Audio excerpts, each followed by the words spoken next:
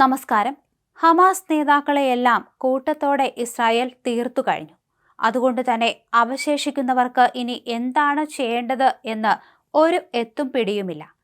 മറ്റു കുട്ടി നേതാക്കളെ ചേർത്ത് വച്ച് സംഘടന രൂപീകരിച്ച് എങ്ങനെയെങ്കിലും ഇസ്രായേലിന് മുന്നിൽ പിടിച്ചു നിൽക്കാനാണ് അവർ ശ്രമിക്കുന്നത്.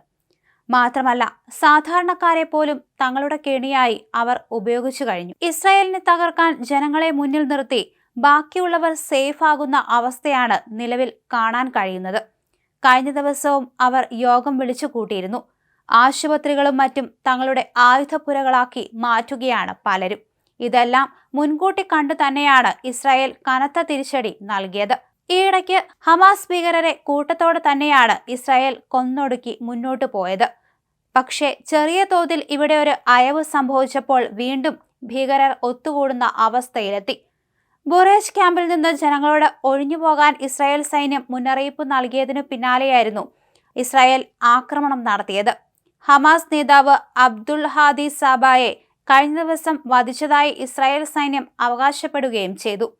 ഹമാസ് വീണ്ടും സംഘം ചേരുന്നത് തടയാനാണ് വടക്കൻ ഗസ കേന്ദ്രീകരിച്ച് ആക്രമണങ്ങൾ തുടരുന്നതെന്ന് ഇസ്രായേൽ സൈന്യം വ്യക്തമാക്കുകയും ചെയ്തു. ഹമാസ് അംഗങ്ങൾ വീണ്ടും സംഘടിക്കാതിരിക്കാനും മറ്റ് ഫലസ്തീൻ സായുധ സംഘടനകൾക്ക് ഇടം കിട്ടാതിരിക്കാനുമാണ് മേഖല മുഴുവൻ തച്ചു തകർക്കുന്നത്. ബെയ്ത്ത് ലാഹിയയിലെയും ജബലിയയിലെയും അവശേഷിച്ച കെട്ടിടങ്ങളും ഷെല്ലിംഗ് നടത്തിയും ബോംബിട്ടും തകർക്കുകയാണ്.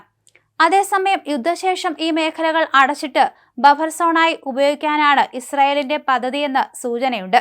അതേസമയം യമനിൽ നിന്ന് വിക്ഷേപിച്ച ബാലിസ്റ്റിക് മിസൈലിനെ തകർത്ത് ഇസ്രായേൽ. യുഎസിന്റെ terminal high altitude area defense system ഉപയോഗിച്ചായിരുന്നു ഇസ്രായേൽ കഴിഞ്ഞ ദിവസം ഹൂത്തി മിസൈലുകളെ തകർത്തത്. യുഎസിന്റെ പ്രധാന മിസൈൽ സംവിധാനമാണ് താഡ്. ആദ്യമായിട്ടാണ് ഈ മിസൈൽ സംവിധാനം ഇസ്രായേൽ ഉപയോഗിക്കുന്നത്. ഒക്ടോബറിലാണ് മിസൈൽ സംവിധാനം ഇസ്രായേൽ സൈന്യത്തിന്റെ ഭാഗമായി തീർന്നത്. ഇറാൻ നടത്തിയ ബാലിസ്റ്റിക് മിസൈൽ ആക്രമണത്തോടെയാണ് ഇസ്രായേൽ താഡ് സംവിധാനം ഉപയോഗിച്ച് തുടങ്ങിയത്. യുഎസ് വികസിപ്പിച്ചെടുത്ത താഡ് സംവിധാനത്തിന് 870 മുതൽ 3000 കിലോമീറ്റർ വരെയുള്ള മിസൈലുകളെ കണ്ടെത്താൻ സാധിക്കും. കഴിഞ്ഞ 8 ദിവസത്തിനിടെ 5ാം തവണയാണ് ഹൂത്തി വിമതർ ഇസ്രായേലിനെ ആക്രമിക്കുന്നത്. മറുപടിയായി യമനിലെ ഹൂത്തി കേന്ദ്രങ്ങളിൽ ഇസ്രായേലും ആക്രമണം തുടരുന്നുണ്ട്. ഇതിനിടയ്ക്കാണ് ഹമാസ് ഭീകരർ ഒത്തുകൂടി യോഗം ചേർന്നത്, അതും ഇസ്രായേലിനെ ആക്രമിക്കാൻ. അതെല്ലാം കണ്ടുകൊണ്ട് തന്നെയാണ് ഇത്തരത്തിൽ ഇസ്രായേൽ ചാരപ്രവർത്തനം നടത്തിയതും ആ ക്യാമ്പിന് നേരെ തന്നെ കൂട്ടത്തോടെ ആക്രമണം നടത്തിയതും. അതേസമയം നിരവധി പേർ കൊല്ലപ്പെട്ടു എന്ന് തന്നെയാണ് ലഭ്യമാകുന്ന വിവരം. ഇസ്രായേലിനെതിരെ കനത്ത തിരിച്ചടി നൽകാൻ തന്നെയാണ് ഹമാസ് ഭീകരർ ഒരുങ്ങുന്നത്. അത് കണ്ടറിഞ്ഞുകൊണ്ട് തന്നെയാണ് ഇസ്രായേൽ ഈ രീതിയിൽ പോരടിച്ചത്. ഹൂത്തികൾക്കെതിരെയും അതുപോലെ തന്നെ ഹമാസ് ഭീകരർക്കെതിരെയും എല്ലാം തിരിച്ചടി നൽകിക്കൊണ്ടാണ് ഇസ്രായേൽ ഓരോ ദിവസവും മുന്നോട്ട് കടന്നു പോയിക്കൊണ്ടിരിക്കുന്നത്. അതുമാത്രമല്ല, സിറിയയിലും ഇത്തരത്തിൽ കനത്ത തിരിച്ചടി തന്നെയാണ് ഇസ്രായേൽ നൽകിയത്. സാധാരണക്കാരെ മറയാക്കി തന്നെയാണ് ഭീകരരെല്ലാം ഒളിച്ചിരിക്കുന്നത്. അതുകൊണ്ട് തന്നെ സാധാരണ ജനങ്ങൾക്ക് നേരെയും ക്രൂരത അരങ്ങേറുന്ന സാഹചര്യമുണ്ടായി.